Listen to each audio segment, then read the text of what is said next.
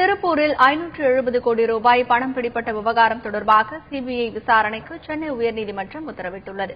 இதுகுறித்த கூடுதல் தகவல்களை எமது செய்தியாளர் ரத்னவேலிடம் கேட்கலாம். ரத்னவேல், சொல்லுங்க, இந்த வழக்கை யார் தாக்கல் செஞ்சிருந்தாங்க? அவங்களுடைய கோரிக்கைகள் என்ன? கடந்த மே மாதம் தேர்தலுக்கு முன்னதாக திருப்பூரில் 3 கண்டெய்னர் லாரிகளில் 570 கோடி ரூபாய் பிடிப்பட்டது. இந்த பிடிப்பட்ட பணம் தேர்தலுக்காக வழங்குவதற்கு கொண்டு செல்லப்பட்டதாக குற்றச்சாட்டு எழுந்தது. இதனை அடுத்து சென்னை உயர்நீதிமன்றத்தில் திமுக சார்பில் எம்பியாக இருக்கக்கூடிய டி.கே. இளங்கோவன் சார்பில் சென்னை உயர்நீதிமன்றத்தில் மனு தாக்கல் செய்யப்பட்டுள்ளது.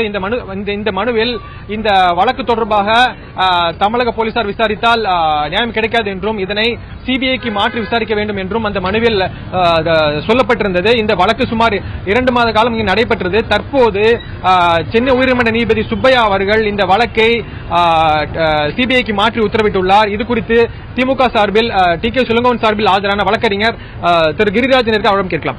அதாவது இந்த வழக்கை சிபிஐக்கு மாற்ற நீங்க என்னென்ன கோரிக்கை வச்சாங்க இந்த வழக்குல?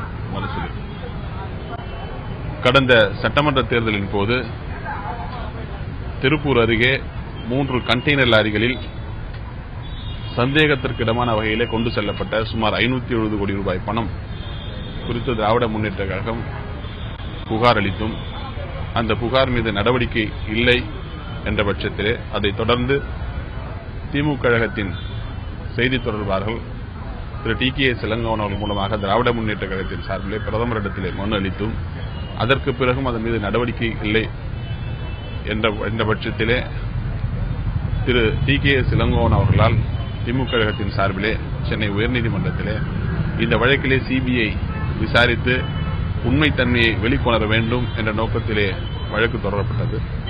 அந்த வழக்கிலே மூத்த வழக்கறிஞர் திரு பி. வில்சன் அவர்கள் ஆஜராகி பல்வேறுபட்ட தருணங்களிலே பல்வேறுபட்ட வாதங்களை எடுத்து வைத்தார். குறிப்பாக இந்த பணம் அதிமுக தலைமைக்கு சொந்தமான பணம்.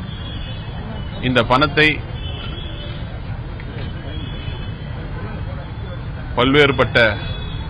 மறைப்பதற்காக பல்வேறுபட்ட முயற்சிகளை அதிமுக அரசு மேற்கொள்கிறது. இதற்கு உடந்தையாக மத்திய அரசின் முக்கிய பொறுப்பில் இருக்கிற அமைச்சர் செயல்படுகிறார் என்று எங்களுடைய வாதங்களை இந்த நீதிமன்றத்தில் எடுத்து வைத்தோம். இதையெல்லாம் கேட்ட நீதிமன்றம் இன்றைக்கு உத்தரவினை பிறப்பித்திருக்கிறார்கள். அந்த உத்தரவிலே அந்த புகாரின் அடிப்படையில் 30/5/2016 திராவிட முன்னேற்ற கழகத்தின் சார்பிலே அளிக்கப்பட்ட புகாரின் அடிப்படையிலே நடவடிக்கை எடுக்க வேண்டும். அந்த நடவடிக்கையின் போது கிடைக்கின்ற ஆதாரங்கள் தடயங்கள் அடிப்படையில் மேற்கொண்டு தெளிவாக விசாரணை நடத்தி இதிலே உரிய நடவடிக்கை எடுக்க வேண்டும் என்று மாண்புமிகு நீதியரசர் திரு சுப்பையா அவர்கள் உத்தரவிட்டிருக்கிறார்.